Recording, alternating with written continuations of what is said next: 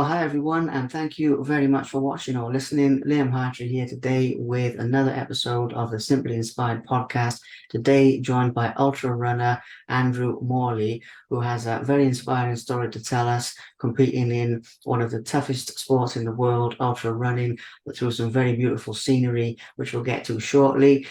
Today, we're going to be talking not only about Andrew's racing achievements, which is quite a few of those, but we're also going to be talking about the mindset it takes to reach your dreams and goals in life, to achieve greater motivation, and basically exceed your own limits or your perceived limits, things of that nature. So we always go a little bit deeper. So it's going to be a good one. Stay tuned, everybody. And Andrew, thank you for coming on the show, and thank you for making time for this, mate. It's great to have you here. It really is.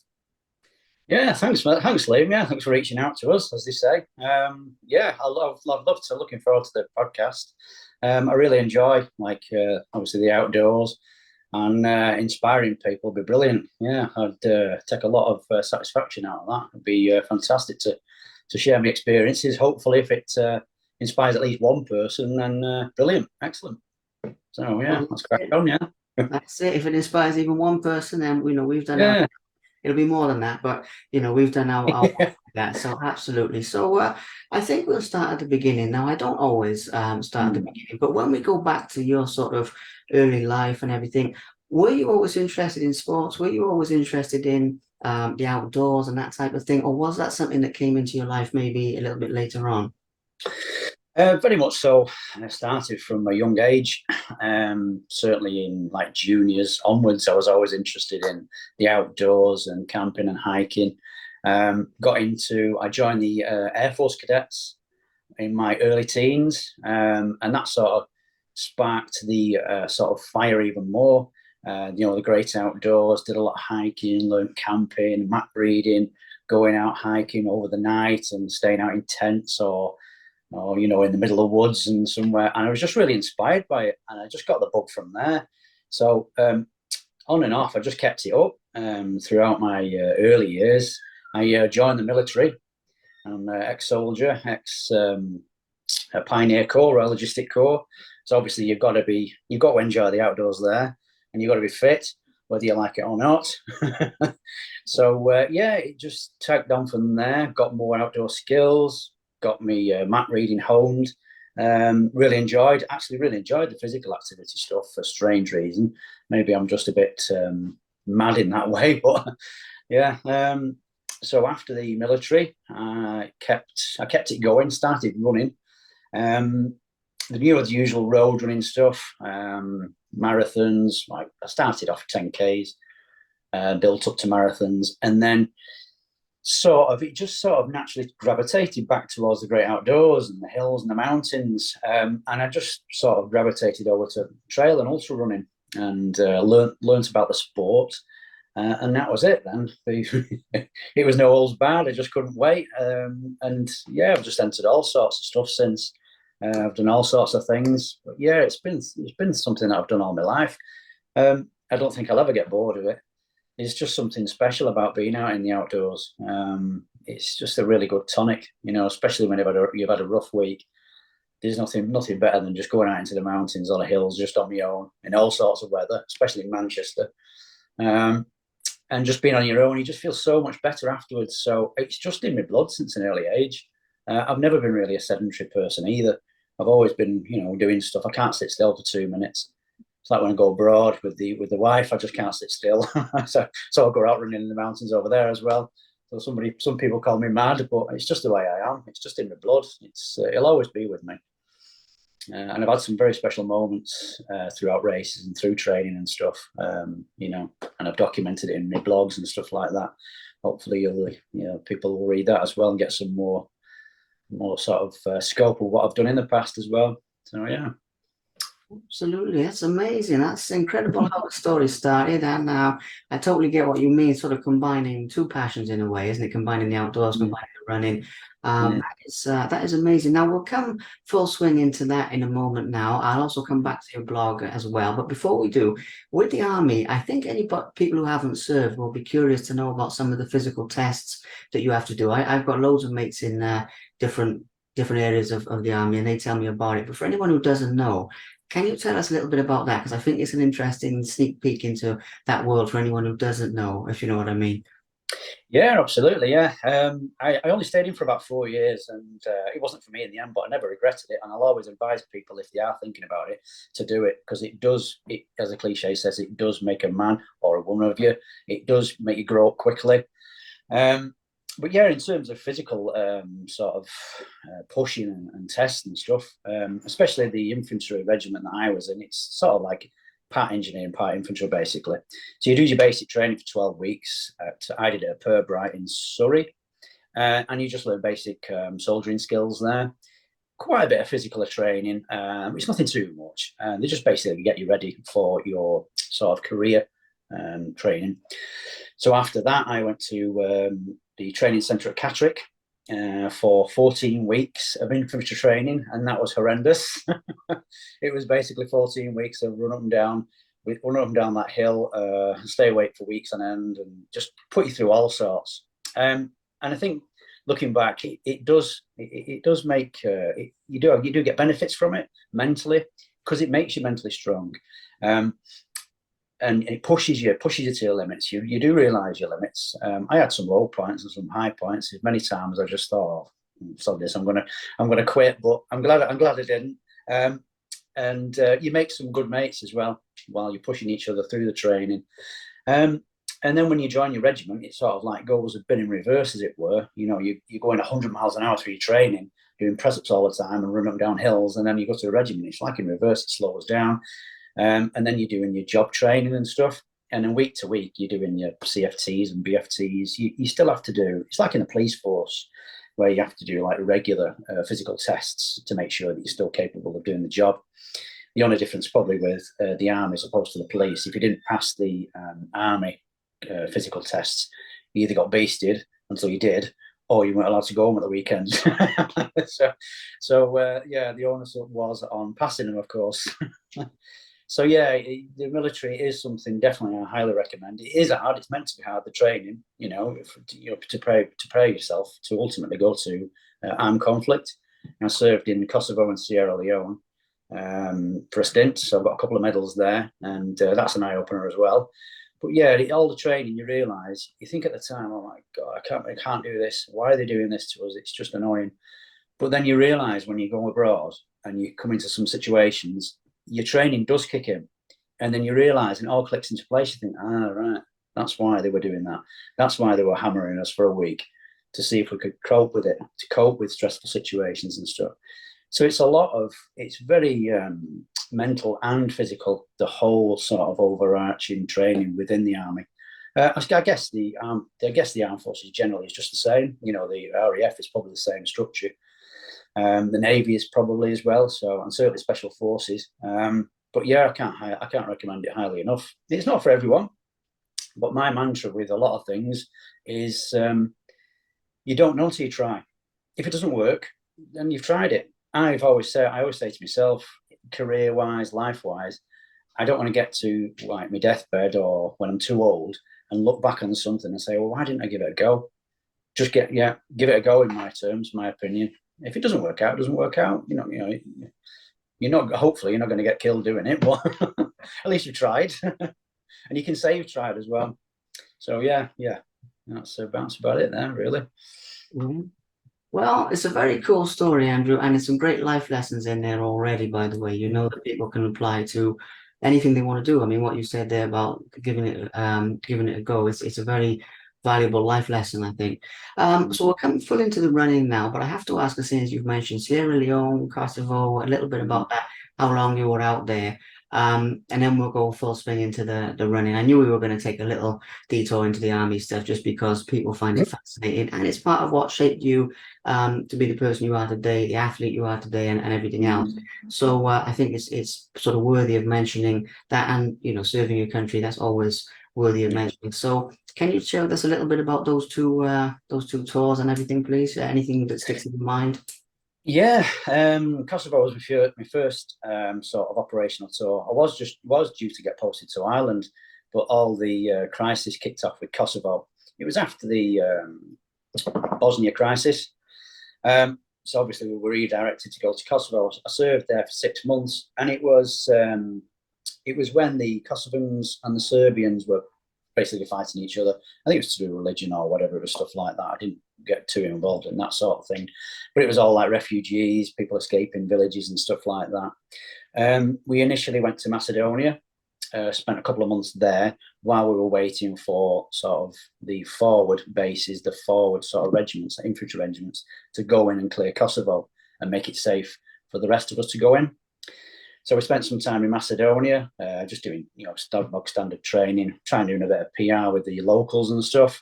But the Serbian population at the time throughout that area took an immediate dislike to us, because at the time they were governed by, was it Milosevic, and obviously with propaganda and stuff, he was telling them all sorts what we were going to do and this, that, and the other. So we were being spat at and all sorts, but you just had to just take it on the chin type of thing. While we were there, we were waiting for logistics to start to send armoured vehicles and all that sort of thing into the ports of Thessalonica, which is one of the main ports on the Greek coast. When that arrived, we moved down to there to assist with the unloading of the ships and then the guarding of the stuff as well, because the Greeks at the time as well didn't like us being there either. I think most of the time it's just like being very patriotic and very suspicious of foreign troops, which is fair enough, so we just had to deal with that. And then after that, it all started to kick off in Kosovo. I believe the parachute regiment or the Marines moved in. I think it was a parachute regiment. Somebody will have a go at me for saying the wrong regiment, of course, but I think from memory it was a parachute regiment that moved in first and cleared Kosovo from Serbian fighters. Also the RAF got involved as well, and they did some bombing raids and stuff. Strategic targets, obviously, of course, not just random bombing. So when that was cleared, we moved from Macedonia to Kosovo itself, and that was a bit of an eye-opener. We were driving along and we were getting escorted through the roads by Apache helicopters, because they thought there were still like pockets of Serbian soldiers still in the area. Every now and again we had to stop. It was like some out of platoon or something. It was weird. Every now and again we'd have to stop and get out the vehicles and crouch down into firing positions, because somebody might have saw something in the distance, potential threat. And we were also warned not to stray onto the fields next to either side of the road, because they were all mined as well. So that was a bit of an eye opener. It was somewhat like out of Apocalypse Now, being escorted by 2 Apache helicopters. That was amazing. It shows me age and how long ago it was. We didn't have camera phones then at the time. It would have been great to take some photographs of that. That would have been one for that was memory books for certain. So that was quite an eye-opening experience. I forgot to mention as well, while we're in Macedonia, we were building the refugee camps for the people that fled Kosovo at the time. The cogs are just turning, just trying to get the facts right. We had to build the refugee camps for the people that fled Kosovo at the time. So that was really good. I got my picture in the Oldham Chronicle at the time, a local paper, in my full uniform, and I was holding I was holding a kid at the time, and it's one person that we'd rescued. So we were building tents and camps and putting in water facilities and stuff like that, and toilets and all that sort of thing. And that was really satisfying, to be honest, because I realised what they'd been through, and I'd read about and heard about what they were going through at the time, and all the persecution that they'd suffered. So that was really rewarding. That's something I won't forget, and I'm very proud of doing that as well. It just made the job out there worthwhile, because most of the time we were just, we were there as a military presence. We were sort of guarding places and this, that, and the other.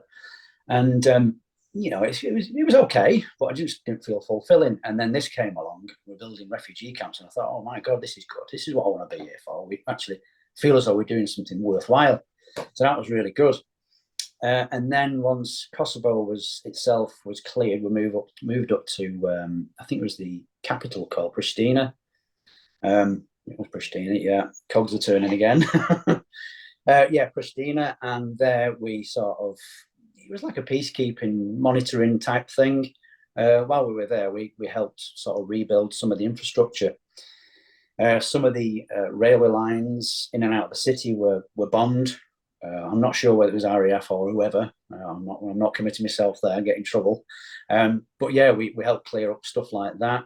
We rebuilt and repainted their Pristina railway station at the time. Put a plaque, and I've got a picture somewhere as well of me polishing the plaque when we'd finished and we just before we were moving out. Oh, I can't remember what that is, but I should have dug that out. That'd have been good.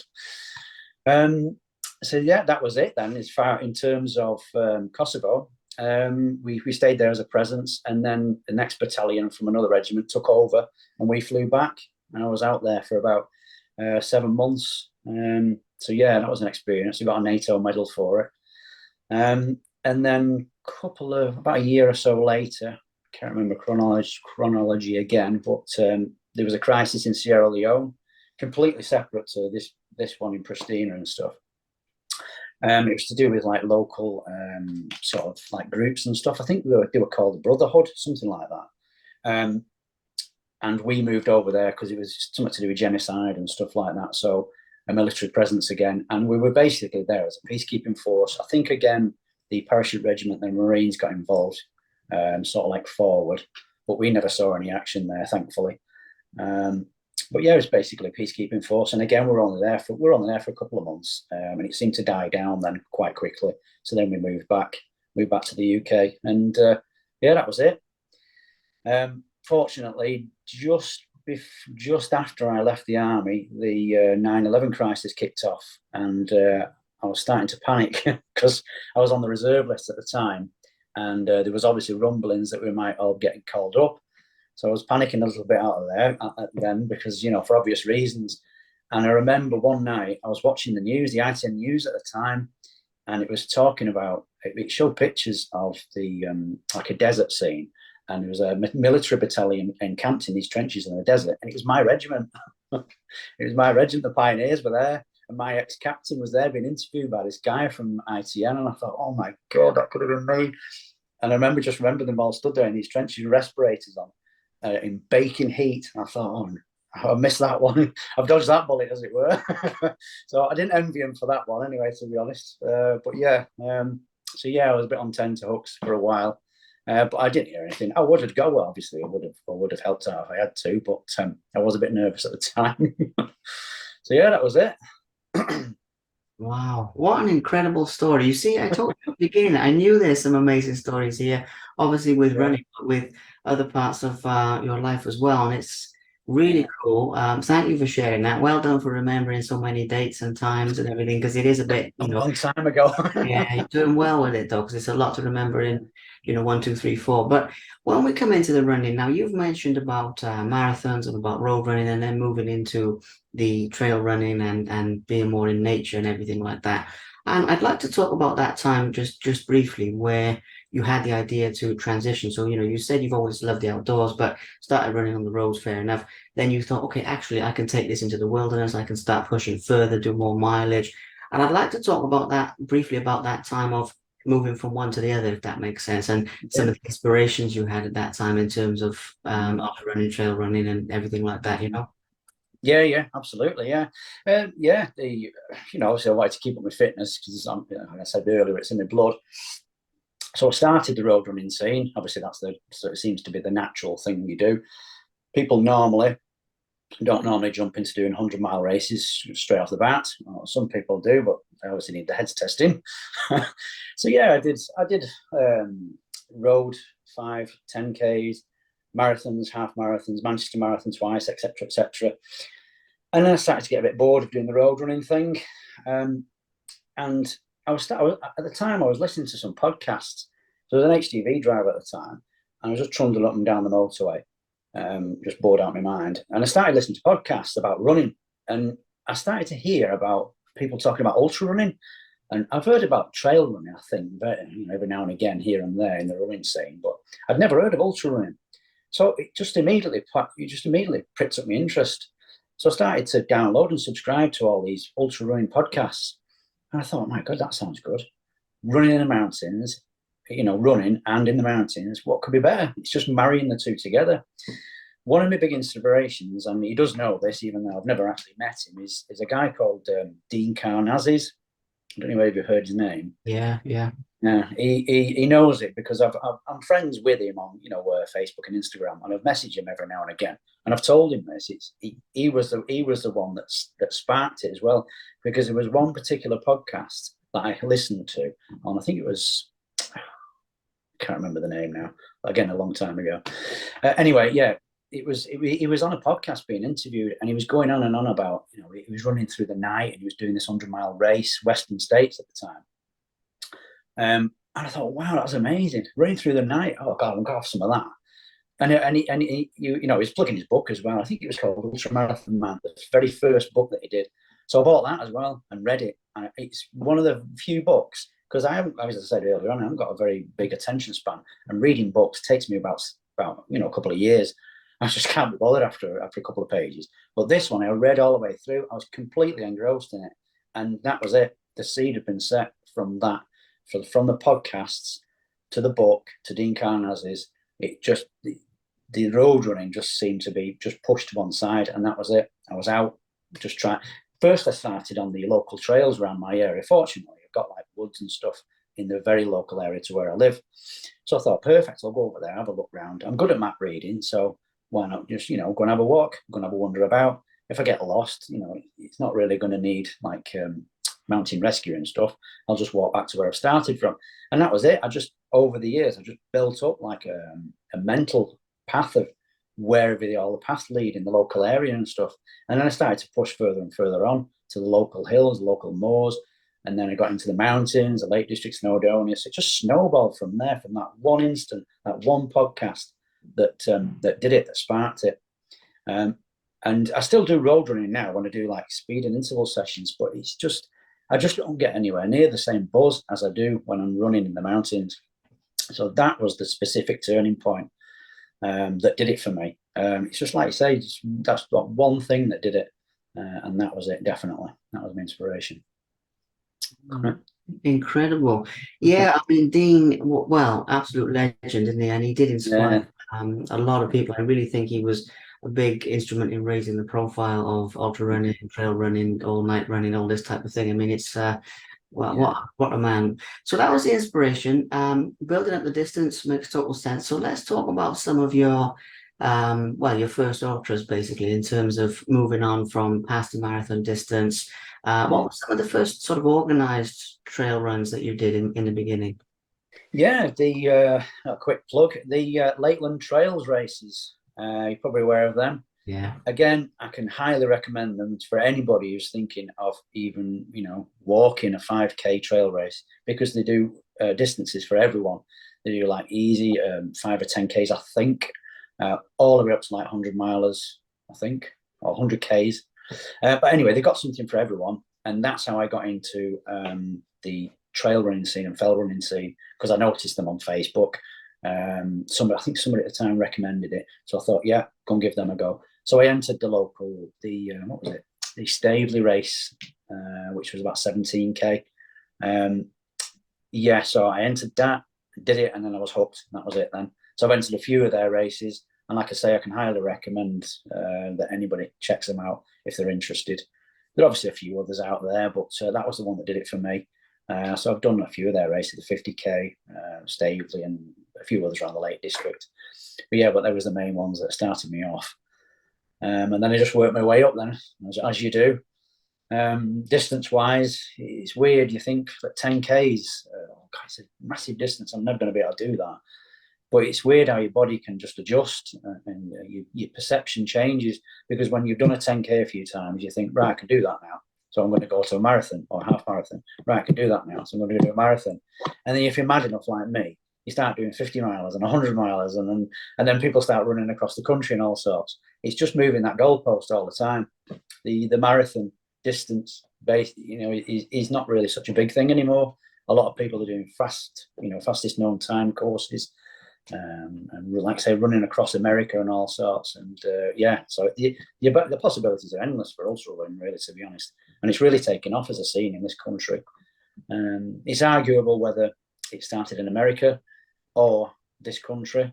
People say, well, the Bob Graham Rounds, that's an ultra marathon. But then when did Western States start? So there is a bit of an argument, discussion as to when it originated from. But being a Brit, I'll say it started in Britain. Yeah, that's fair enough. Absolutely. So that was the start of the journey there. Amazing. And in terms of looking back so far on the ultras you've done, how many have you done of like ultra distance, over marathon distance? Do you know, or have you sort of lost track because people say different things with this, Yeah. I've got my medals behind me as a bit of a reminder. The most favourite ones, but I've done 10, 20, something like that in total of varying distances. I've kept most of. I tend to keep my race numbers and my medals for the ones that mean the most. But yeah, I've done 50Ks. I started off, the very first one I did was the Ennerdale 50K. It's basically two laps, not wraps, two laps around Ennerdale Water in the Lake District. And even though it was like a flat course, it was really tough. But I loved it, absolutely loved it. And that was it. I was bitten then. So then, like I say, I've done loads and loads of different types. I've worked my way up to doing like 160-mile race, the Montane Spine race. I tried that this year, but DNF'd unfortunately. And I've actually now decided, and I've written it in my blog as well, that 100 milers are my favourite. They're just about right on the edge of being able to do it. But one thing I like about 100 miles and stuff is running through the night. That's my favourite thing. I really get a buzz out of running through the night. And 100 miles, you're going to run through the night. Anything shorter, you don't. So I've just got to find that little balance. Absolutely incredible. Well, I'll come back to that in a moment and your blog as well, as I said earlier. But before we do that, in terms of your favorite races, because that's the way I usually sort of condense this down with people who've done a lot of things, is I'd love to talk about every single one. I say this to people all the time, but we'd be here until next week or something. But in terms of the way I condense it down a little bit is asking people about their favorites and everything. So and what's cool about that is then, it's not always the answer you expect. It's not always the biggest race. It's quite different. So in your own words, if you had to pick not just one or two, maybe a handful or something of the ones that are your personal favorites for one reason or another, what would Yeah. those be? As you say, there's a few. I can't really definitively say one is my favourite, but I've done Lakeland 100 twice. First time was an absolute nightmare. I was crawling on my hands and knees literally by the end of it. Didn't train for it, but the second time I really trained and really did well and smashed my personal record and did 28 hours. And it was one of those races that just clicked. Everything worked, nothing went wrong. My feet got a bit sore, but that was it. And over 100 miles, I'm happy with that. And it was just really, I was just really pleased with how it went, how it performed, and it was just glowing for a couple of weeks after that. When I put all that hard work in, and it worked, I was really chuffed with that. So that was the first one of many. Couple of main ones, quite recent, was the Montane Spine Challenger. My mate Tim Piggott coached me for this, and I came third. Not that I've told anyone. That's just a little joke there, but I make sure I tell everyone. I came third, in a time of just over 24 and a half hours for 108 miles along the Pennine Way. And again, that is another time where it just clicked. Everything clicked. All my training came together. It was perfect. I absolutely loved it. And I was just so pleased. I was nearly in tears at the end. I was just so overcome. It was fantastic. Perfect weather, perfect conditions. It just went really well. Nutrition and everything. Just every now and again, running generally, something just clicks and it all works and it all flows. And I suppose throughout your running career, you're just trying to emulate that, trying to get it right every time. But you're never going to do it. You're never going to get perfect races and perfect runs every time. But when it happens, it's just like bang. Just something you'll never forget. It's indelible on my mind. Another one I'm forgetting as well. Transvulcan. I'm just looking at my medals. I'm just looking at my medals for a reminder. I did a race abroad as well in La Palma, the island of La Palma in the Canaries, Transvulcania. Anybody's probably heard of that. Anybody, in the trail running scene will have heard of that anyway, definitely. That was 2017. That was 50 miles, basically along this central spine of the island, and it goes up. It just constantly goes up basically for 30 miles and around the rim of a volcano and then back down into a town on the west coast of the island. And that was absolutely fantastic. What an experience. It's one of the big trail running races in the international calendar. All the big runners, male and female, do it. And it was absolutely fantastic. What an experience! And the view, I've got hundreds of pictures. I'm like a tourist sometimes, and I suspect sometimes if I actually stopped taking that many photographs, I could probably knock my times off by a couple of hours because I'm stopping that many times taking photographs. But sometimes you just got to stop and take a look. The views were absolutely stunning, especially when we got to the top and the rim of the volcano. Because on the top there's like an observatory for astronomers, and I think apparently it's one of the best like sort of areas for stargazing because you're that high up, above any clouds. The night sky is apparently fantastic. I never got a chance to see it in the night time on the top, but yeah, the views were absolutely stunning. The clouds was weird. The clouds are like really below you, and you could see for miles and miles. It was just breathtaking. There was just people just stopping all the time, just have a look, and just saying, "My God, what a view!" So that'll always stay with me forever. That is an absolutely fantastic race, and I'd like to do some more abroad races as well. Some races that didn't go too well will obviously stick in my mind as well.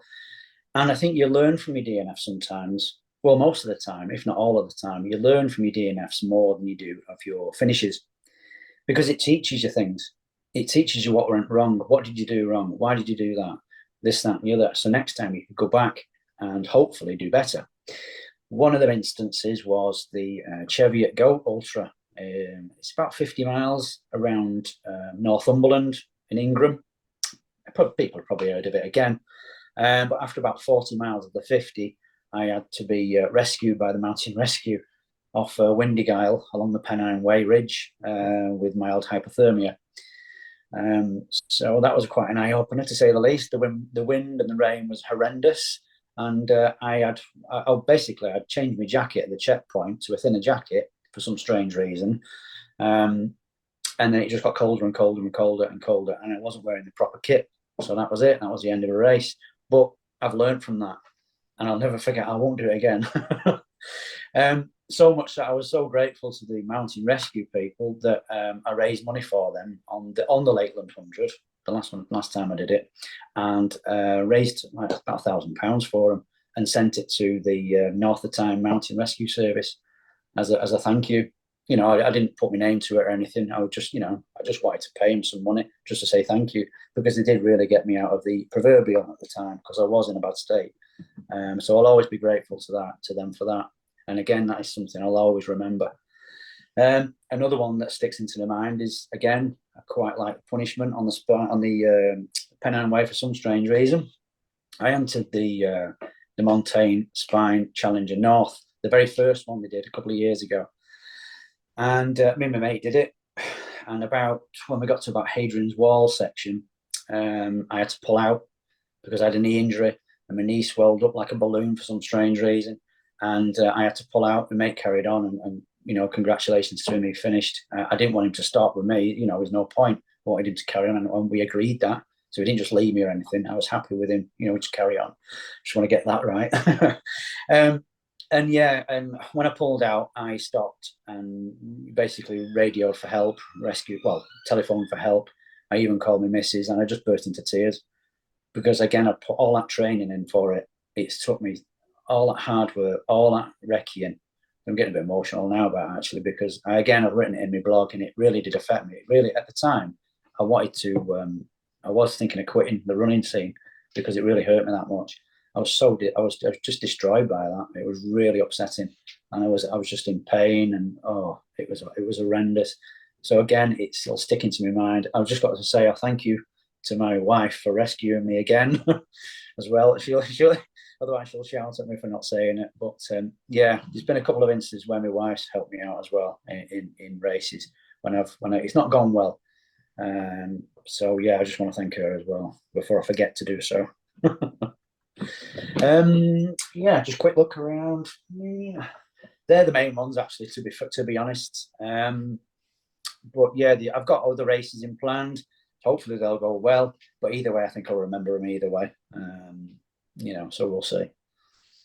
Absolutely. Well, Incredible stories, first of all, because we covered a few good topics there. Obviously, your favorite ones, the scenery, which I was hoping you would share a little bit about that. So thank you. But also bouncing back from adversity and from the ones that don't go well, very valuable Mm, lesson because it shows people it's not all glamorous with this type of thing, getting these no, amazing finishes and all this type of thing. I mean, the brutal side of it, obviously very rewarding, but it's just as interesting to find out what you do when things don't go to plan as when they do go to plan. So that is brilliant. Now, one of the things I do want to touch on with this is the obviously the mental side, because we've touched on that mm, as we've been going along with the army and the toughness there, with obviously you love it, but when you do, I mean, you mentioned with one of them being on like your hands and knees and things, and that's really the thing to focus on, not that specific incident, but the idea of how you push through mm. the so-called pain barrier or whatever you want to call it, and that point where things dip.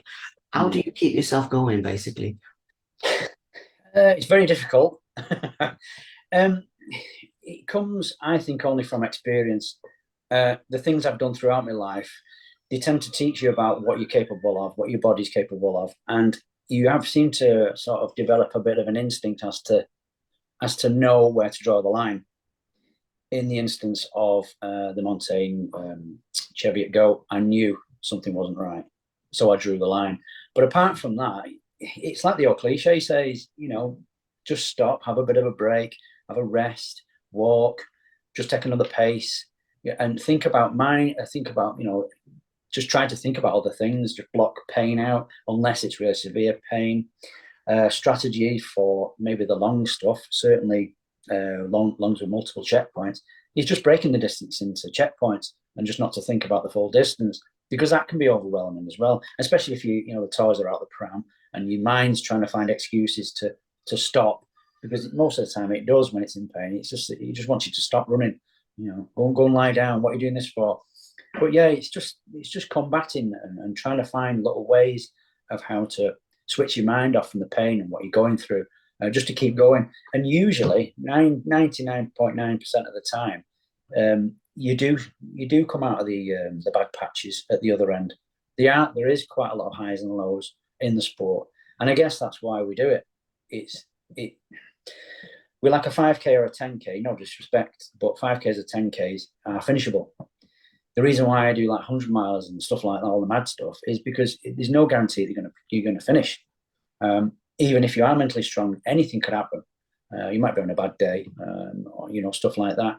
So there's that to think about as well. But yeah, I think basically it comes with experience, having the mental toughness, and pushing yourself and pushing your boundaries, and making sure that you be sensible. But if you just stay in your comfort zone all the time, you'll never learn. You'll never learn things. So yeah, I think it's just a collection of things, really, how it builds up. I don't think it's something you sort of learn overnight. Um, you learn from your mistakes, and again, you just carry on as long as it's nothing serious. Yeah. Absolutely. Well, it's a great insight into the side of things that people don't see just from watching the Mm, race. And the other thing I love about ultra running and this type of thing as a concept is it's very, very pure. I mean, people are doing it for the love of the competition, but they're doing it in sort of an inwards journey because mm, there's not the guarantees of, loads of money and fame and all these type of things. mm, People are doing it for their reasons. And I think that's so cool because it's like sort of competing against yourself on an inwards journey. So getting your insights into that is absolutely incredible, mm. really.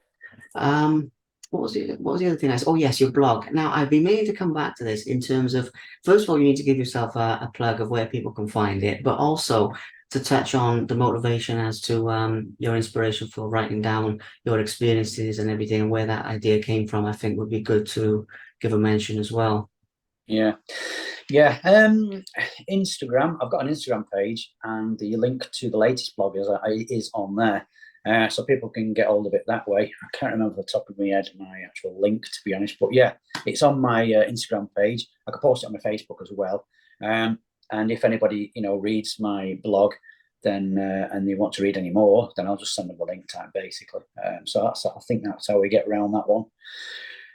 In terms of actual writing, I started it a couple of years ago when I did a race. I think it was in 2018. I did my first one, And I just realised at the time while I was doing it, I really enjoyed it, and it was good to sort of get things off my chest and log things, because well, nowadays I've suffered from depression. It's a bit hard to tell you all, but yeah, I've been suffering from depression, and writing blogs and getting it down has really helped me clear my head a bit, and just get all, because if, as you've read my blog, I do tend to sort of ramble on about different things rather than just I ran here and I ran there and that was it. I do like go off on tangents, and the reason why I'm doing that, I think, is because I'm just clearing stuff out of my head that's working and that's spinning around all the time. Get it on paper, and it does. It seems to work. It seems to relieve all sort of any mental stresses or fatigue that I'm holding behind. So yeah, I'm very much into my writing. I was looking back at my school time. I was never good at maths, but I was always good at English. So I think yeah, I'm quite a good writer. It just comes naturally to me, I think. And yeah, things just come into my head, and I just type away straight away. So yeah, it's something I'm going to carry on doing. I recommend it to anyone, really. If they give it a go again. But I'm going to keep it up. I've got a few adventures planned, so watch this space. But yeah, that's where it's all come from, blog writing and stuff. It's not something I even entertained or even thought about years ago. I just suddenly started doing it. I think, like I say, because of the depression type of thing. So yeah, I think that's it actually. Well, a couple of things there, Andrew. First of all, with the depression thing, thank you for mentioning that because no matter Mm, how many interviews I do, I'm always appreciative of people mentioning quite sort of personal things. So it's not easy to do, right? mm, But what I always say with this type of thing is it is inspiring for people because even you saying something like that, you're achieving what you're achieving with the depression. I imagine the training to that level helps a lot as well and mm. things. But it shows people what's possible, if that makes sense. So I'm really glad you've mentioned that because it shows people it doesn't have to be um, a debilitating thing. I mean, I'm sure Yeah, there's days with this type of thing, but and also yeah. what you said there about journaling and the concept of what I call it, but writing out your emotions. Mm, I've personally used that to great effect, and it really does the trick. And there's something about getting your thoughts and your emotions and your words down on paper or typing them. There's just different mm. having them in your head. They just make more sense. I don't even know how to put that in Yeah, words. I'm with you on that. Yeah, Yeah. you know what I mean. It's not a question. I'm just reinforcing that because when people are Yeah. going through tough times, yes, talking helps, but writing is often overlooked. And you put it out there for people to read, and people can do that. But if there's anyone watching this who's going through this, even writing just for yourself, and people don't have Mhm. to see it, it's such a healing thing. Thinking on Yeah, paper, I don't know. There's something special about that process, isn't there? yeah, definitely. Yeah, I can recommend it. It does work, and like you say, you don't have to publish it. Just give it a try. It does help. It's weird, and I like reading back on it as well. Just to remind myself that I finished third in one of the races, and two of the races actually. But yeah, so yeah, I definitely recommend it. Um, Absolutely, yeah. It's a really good life lesson because remember, Andrew, that's why I do these, is it in the hope of helping people and um, contributing to people's lives mm, through stories. So definitely mm, ticks that box. So the last couple of things, and then we'll wrap this up because on about the hour mark, it's a good length for people to be able to enjoy without it being too much. So last yeah. couple of things, brief mention for the mountain fuel that you're an ambassador for. I need to touch on that. Then we'll Mhm. talk about your future plans and pretty much wrap things up from there. But the mountain fuel thing, can you share with us a little bit about what that is and how it came about and just anything you'd like to say, really? Yeah, it's Mountain Fuel are sports nutrition products based in the Lake District. So it's obviously like a local-ish company. Um, and it's like all the other, well, it's not like all the other companies out there, but it's similar sort of thing. They do gels, they do powders, this, that, and the other. And I've tried a multitude of all sorts of other things. And Mountain Fuel is the only thing that would seem to work. It might not work for other people, but it worked for me. I do recommend it to other people that use that sort of thing. If it doesn't work, it doesn't work. But yeah, so it gives me a bit of a boost. So I use it all the time. Basically, I've started using it on cycling as well, and it works just as good there. So yeah, it's great stuff. Good to give them a mention, and it's something nice to obviously, they look after you or whatever. So it's Mm, really good to give them a mention. In terms of your future plans, Andrew, I've been looking forward to asking you about this all mm. the way through the call because although it's great to reminisce and talk about what you've achieved, which is absolutely incredible, I think, so far, I can tell the fire burns inside of you for more from here, and in a good way, I mean that. So, can you share with us a little bit about what you're aiming for? Now, with this, I don't mind how far ahead you go, or if you just go a couple of months or a couple of years. I mean, it's entirely up to you, but just the things that are inspiring you next, basically. Yeah, absolutely. Yeah, I'm well. As I said earlier on, I'm never going to stop loving the outdoors and doing the outdoor thing. I have got some good plans coming up. I've got into a bit of road cycling as well recently, so I'm going to develop that. I'm going abroad in Mallorca, doing some cycling over there. Next year, in terms of next year, I'm hoping to do. It's called the Cat 100 in Austria, mountain racing. 100-mile mountain race. I was going to have a go at the Tour de Jean, but it's just a bit too far for me. And after the experience of the Montane Spine race, then I know my limits. So going forward, I'm going to do the UTS, Ultra Trails of Snowdonia. That's the 100K. I might have a go at the 100-miler. My mate Johnny Yullett might persuade me otherwise or not, but we'll see. But I think, to be honest, I've done quite a lot of the races in this country that I want to do. So my mind is sort of branching towards going abroad a bit more and doing more abroad races. There's quite a big ultra marathon scene, as I said earlier, about around the country, around the world. So I might tag on to holidays, an extra race here and there, depending if I get permission off the missus. But we'll see about that. I'll work on that. Don't tell her. And going forward, long term, I'm going to try and carry on running and doing mountain running and these silly distance races for as long as I can. But what I'm intending to do is I'm going to become a mountain leader. I've started the initial recording of my digital log to get the experience built up before I do the preparation course, and then there's the assessment course. And I don't know whether you've heard of mountain leader before, but it's basically then I'll be qualified to take people into the mountains. And I'll be insured, I'll be proper certificated, and all this, that, and the other.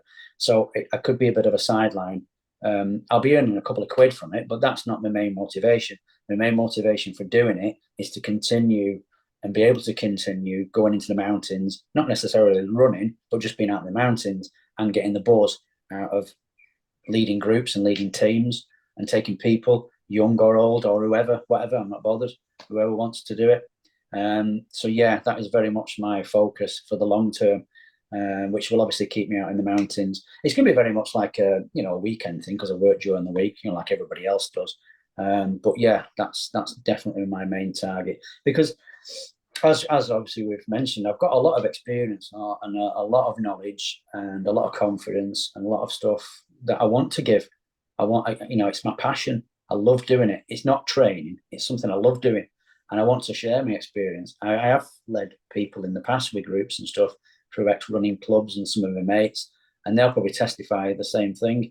I love just doing that. I love taking people out into the hills. So, mountain leader, taking people out qualified, and getting a few quid for it, maybe paying the petrol, but especially the price of petrol these days, will be the next thing. But yeah, possibly won't be able to run for the next 30 years or 40 years, probably not. So it'll be very much maybe transitioning to cycling, and also the mountain leaders. I already know the Lake District and Snowdonia like the back of my hand. I can do a lot of the navigation around there without even a map, although I do take one just in case. You never know. So yeah, that is very much my goal. And as I say, I won't ever stop doing it. It's just not me. I just won't stop doing stuff like this. I just love doing it.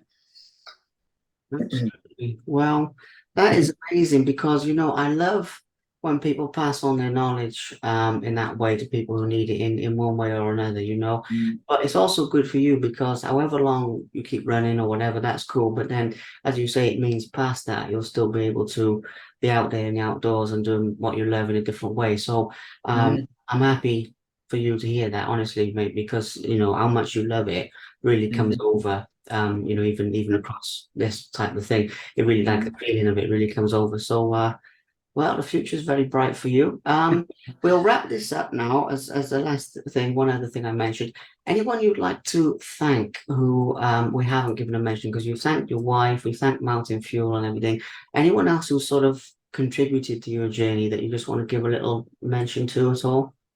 Yeah, sure. Hopefully, I won't forget everyone. They know who Sorry, they are. put you on the spot. Sorry. Sorry. Otherwise, I'm going to get into trouble. Yeah, especially the wife, of course. I would mention that already. My coach, I've had two coaches in the past. Marcus Scotney. Everybody knows Marcus Scotney, top ultra runner. He's just done the the Ring of Fire round Anglesey in about 10 minutes, something daft like that. A cracking guy, really inspired me, really pushed me at first. Another coach, Tim Piggott, recent coach. He's fantastic as well. Check him out. He knows his business. Highly recommend. He got me through the spine races and stuff. Can't recommend enough. You know, he's a physio. He's this, that, and the other. He's a really top guy. And a few other of my mates. Johnny Ullett, he's a good lad. He's just as mad as me. We've had a few adventures together. And Josie Greenhouse, of course, from Bolton. Everyone knows Josie Greenhouse. There's probably a few others, but I might have forgotten. The names now. They might come to me.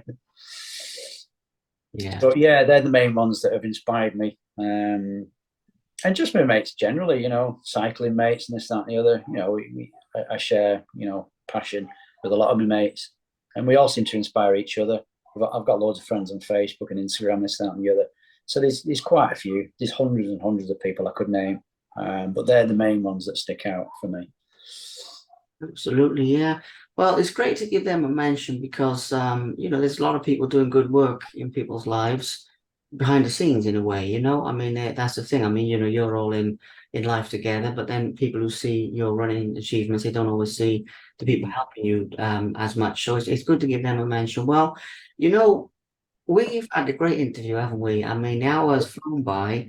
Really Um, enjoyed it. yeah, we've had a nice mix as well. That's the other thing of like the fun stories, but like the deeper side of things that can help people as well. And we've touched on that. So I'm well happy, mate. I'm glad to hear you've enjoyed it, and I have as well. It's been really good Yeah, fun. it's been fantastic. Time flies when you're having fun, doesn't it? It sure does, and that's a good sign Yeah. for us, and it's a good sign for the listeners as well. You know, they'll enjoy soaking it up. So, no, thank you, mate, and thank you for being so open about you know, everything you shared about your life as well. You know. Yeah. It's most of it was easy, but obviously certain parts I do still get emotional about it. But it's good to talk about it. It does work, as the saying says. It's good to talk. So yeah, I'm a firm believer of that. So yeah. Thank you. It's been really good actually. Just because I don't really have a chance to sort of talk about all the stuff that I've done in the army and all that. So it's nice to get that out there in the air as well. So yeah, thank you. Well, you're very welcome. Very, very welcome.